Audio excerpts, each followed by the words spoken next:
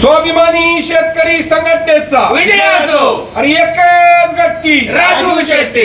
कर्जमाफी झालीच पाहिजे. कर्जमाफी झालीच पाहिजे. हे कोण म्हणतो देत नाही, घेतल्याशिवाय राहत नाही. शेतकऱ्यांची फसवणूक करणाऱ्या सरकारचा निषेध असो. शेतकऱ्यांची फसवणूक करणाऱ्या सरकारचा निषेध असो.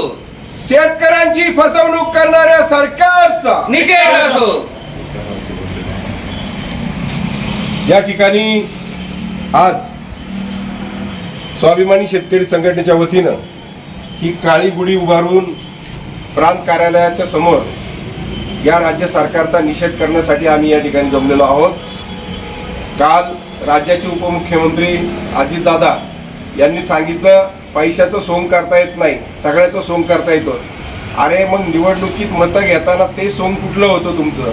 ते सोंग कशासाठी केलं होतं? लोकांना शब्द कशासाठी दिला होता? शेतकऱ्यांना शब्द कशासाठी दिला होता? तुम्ही जाहीरनाम्यामध्ये सांगताय की आम्ही पुन्हा सत्तेत आल्यानंतर शेतकऱ्यांना कर्जमाफी करू, आणि आज सपसेल तुम्ही पलटी मारताय. तुमचा सर्व शेतकऱ्यांच्या वतीने मी पहिला जाहीर निषेध करतो. म्हणून ही काळी गुढी उभारून या शासनाचा निषेध करण्यासाठी आम्ही या ठिकाणी जमलेलो आहोत. मी सांगतो, शेतकरी भिकारी नाही, शेतकरी अन्नदाता आहे, जगाचा पोशिंदा आहे. त्याच्या जीवावर सगळे जगतात. या देशाची राज्याची तिजोरी भरण्याचं काम हा शेतकरी त्या ठिकाणी करतोय. आणि या शेतकऱ्यावर वाईट वेळ तुम्ही आणलेली आहे. तुमच्या चुकीच्या धोरणामुळे आज शेतकरी कर्जबाजारी होतोय. तुमचं आयात निर्यात धोरण चुकीचं आहे. आम्ही मागणी करतोय का शेतीमालाचा उत्पादन खर्च काढून त्याच्यावरती आम्हाला भाव द्या. आज एका बाजूला उत्पादन खर्च मोठ्या प्रमाणामध्ये वाढतोय. शेतीसाठी लागणारी ज्या गोष्टी आहेत त्याच्यावरती तुम्ही जीएसटी लावताय, त्याचा परतावा शेतकऱ्याला मिळत नाही.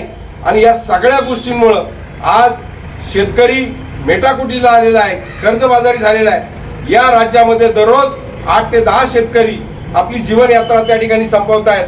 त्यांची लेकरं बाळं आज वाऱ्यावरती आहेत. आज त्यांच्या कुटुंबाच्या वाट्याला जो वनवास आलेला आहे, हे पाप तुमच्या धोरणांचं पाप आहे. सरकारच्या चुकीच्या धोरणामुळे आज शेतकरी अडचणीमध्ये आलेला आहे. आणि म्हणून आज कर्जमाफीची मागणी आम्ही तुमच्याकडे करतोय. जगाचा पोशिंदा अन्नदाता बळीराजा म्हणतात त्याला. अरे आज तुमच्या चुकीच्या धोरणामुळे त्याच्यावर ही वाईट वेळ आलेली आहे. आज तुम्ही आमचा उत्पादन खर्च काढून आम्हाला भाव द्या, आम्हाला कशाची गरज नाही. परंतु तुम्ही कायमस्वरूपी शेतकऱ्याच्या पायात बेड्या घालण्याचं पाप केलेलं आहे. शेतकऱ्याला अडचणीत आणण्याचं काम केलेलं आहे. कायम निर्यात बंदी करायची, कधी बाहेरून शेतमाल आयात करायचा, कधी निर्यात शुल्क लावायचं, आणि शेतीमालाचे भाव सातत्यानं पाडण्याचं पाप केलेलं आहे. या ठिकाणी तुमच्या चुकीच्या धोरणामुळे शेतकऱ्याची अवस्था वाईट होत चाललेली आहे. हे पाप तुमचं आहे. आणि म्हणून तुम्ही आज निवडणुकीमध्ये शब्द देऊन शेतकऱ्यांची धुळपेक करताय, फसवणूक करताय. अरे तुम्हाला सत्तेमध्ये राहण्याचा अधिकार नाही. तुम्ही निवडणुकीमध्ये कशासाठी आश्वासन दिलं होतं? अरे मग त्याची तर जरा तरी लाज बाळगा. आणि म्हणून आज हा निषेध करण्यासाठी आम्ही ही काळी गुढी उभारून उपविभागीय कार्यालय, प्रांत कार्यालयासमोर या शासनाचा निषेध करण्यासाठी आम्ही या ठिकाणी जमलेलो आहोत. आणि पुन्हा एकदा या सरकारचा तमाम शेतकऱ्यांच्या वतीनं मी जाहीर निषेध करतो. आणि शेतकऱ्यांना सुद्धा माझी विनंती आहे की या लबाड राजकारण्यांना ओळखायला शिका. यांनीच तुमचं वाटोळं केलेलं आहे. यांच्या चुकीच्या धोरणामुळे आज तुमच्यावर ही वाईट वेळ आलेली आहे. आणि शेतकऱ्यांनी सुद्धा या पुढच्या काळामध्ये जागृत झालं पाहिजे अशी शेतकऱ्यांकडून अपेक्षा व्यक्त करतो.